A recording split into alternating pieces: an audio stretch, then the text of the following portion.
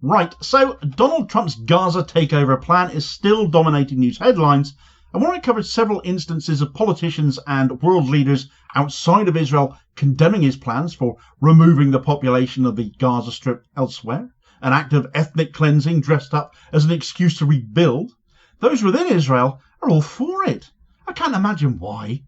Happiest of all seems to be Benjamin Netanyahu, though, as well as possibly the sickest in the head. Having done something so depraved whilst he was in the United States, it should have given even Trump pause for thought, though independent thinking is likely beyond him, and his response to this heinous act appears to bear that out.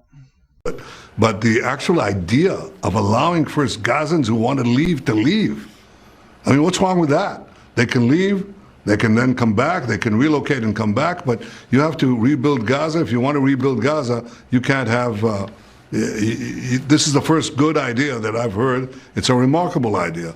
And I think it should be really pursued, examined, pursued, and done, because I think it will create a different future for everyone. Right, so that was a brief clip of Benjamin Netanyahu there, being his typical obnoxious and dishonest self, talking up Trump's ideas as the best he's heard. And what is wrong with Gazans leaving if they want to? Even talking about them coming back. Yeah, as if you're going to let them do that. When you've blocked the right of return for Palestinians for decades in Israel, many of those displaced and not welcomed back inside their own land, still having the keys to their old homes, long since having come under the ownership of someone else. Now in Gaza, there probably isn't much of their homes left anymore. Again, Netanyahu's doing, but the point still stands. Who would trust Israel to let 1.8 million people back in, should they all leave for a little bit? To land Israel covets and would seize and leave all of those people on the outside again, as we know they would. The right of return is enshrined in international law. It's a human right. But Israel have got away with flouting it for so long, who believes it will be enforced this time? Certainly not the surrounding Arab states. Now, I discussed commentary from several sources amongst those states in a video yesterday on this. Since then, Saudi Arabia have also weighed in, a nation the US would desperately like to normalise with Israel. But this business of potentially ethnic cleansing of Gaza and seizing it for the US has gone down like cold sick in Riyadh, now saying normalisation with Israel will not happen until a Palestinian state is established. Also having come out in opposition, somewhat surprisingly I suppose, given how I've hammered them in recent videos, is the Palestinian Authority, aiding Israel as they are right now in the atrocities they are committing in the West Bank and controlling the Philadelphia corridor between Gaza and Egypt on Israel's behalf. As they have said, via their election-dodging leader Mahmoud Abbas, that they reject any notion of displacing Palestinians from their lands. A bit rich when you've been helping Israel forcibly displace them from the Jenin and Tulkarem refugee camps, but Gaza is now somehow different to that. At any rate, the condemnation has come swiftly, but so it seems has the praise, and numerous statements have come out cheering what Trump has proposed from amongst Israeli political parties, and it's worth hearing some of these statements word for word just to understand how mad Israeli politicians and how mad Israeli politics actually is. Amongst all of them right now, the one Netanyahu least wants to upset on his own side is his finance minister Bezalel Smotrich of the Religious Zionism Party. For that party is capable of bringing down his government, and they have been threatening to. It's pretty important that he's kept sweet, therefore. So what has he said of Trump's plan then? The plan presented yesterday by President Trump is the true answer to the 7th of October. Whoever committed the most terrible massacre on our land will find himself losing his land forever. Now we will act to finally bury, with God's help, the dangerous idea of a Palestinian state.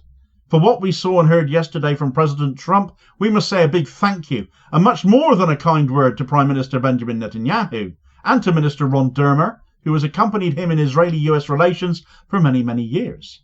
When I decided to remain in the government despite my opposition to the deal, and when I chose to maintain the right-wing government, I explained that I was convinced of their deep commitment, that of the Minister of Defence and the rest of my colleagues in the government, to achieving complete victory and the destruction of Hamas. Well, he appears to be thinking along the lines of the people of Gaza not being allowed to return, and of course we know they wouldn't be.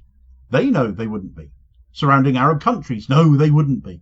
Because nobody in their right mind trusts Israel to keep their word on anything. But for a guy who represents the settler movement like Smotrich does, who want Gaza for themselves, Trump's plan to remove all of the Palestinian people, of course, was going to be met with widespread praise. And if you want another reason for Netanyahu to be so happy about this, it is that if Smotrich is happy, he's safe. Trump's plan, as mad and unworkable as it is, as illegal and abusive as it is, has helped solidify Netanyahu's own position as Prime Minister. It has stabilised his government. And if these plans, as unworkable and mad as they are, get carried forward to Phase 2 ceasefire negotiations, the world's media will happily come crashing down on Hamas for being the ones who will inevitably end up ending the ceasefire. Because there is no way any Palestinian, no matter who they are, Hamas or not, would agree to this. But it won't be painted that way or presented that way in global mainstream media. If Smotrich is happy, though, presumably Itamar Ben-Gvir, also representing the settlers, also from the hard right wing of Israeli politics, is bound to be as well, surely. What did he have to say then? Former Israeli National Security Minister Itamar Ben-Gvir stated on Wednesday that the likelihood of his far-right Otzma Yehudit party rejoining Prime Minister Benjamin Netanyahu's coalition has significantly increased following US President Donald Trump's call to resettle Gaza's Palestinian population. Speaking to Gaily Israel Radio, the ultra-nationalist politician said, "I haven't sewn a new ministerial suit yet, but there is no doubt that the chances of Otzma Yehudit returning to the government have increased." Trump, during a White House meeting with Netanyahu on Tuesday, reiterated his proposal to permanently relocate Palestinians from the Strip.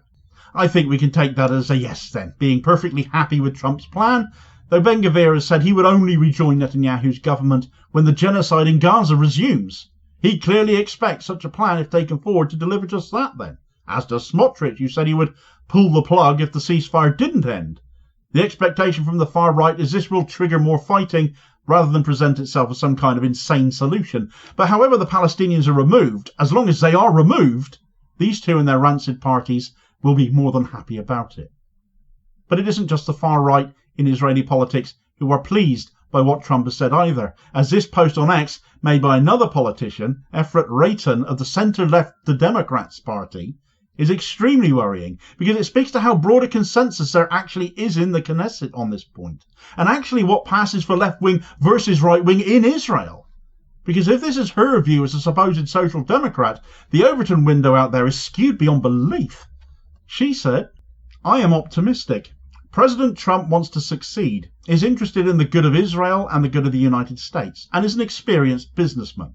Like successful real estate experts, he knows how to bring ideas outside the box and sell dreams, not all of which are feasible, and when he knows in advance that only a small portion of them can come true.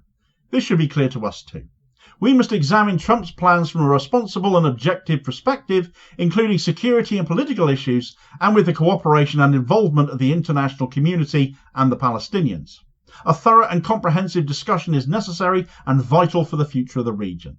His commitment to the return of all the abductees, down to the last one, is the humane and correct demand, and exactly what we expected to hear clearly from Netanyahu all along.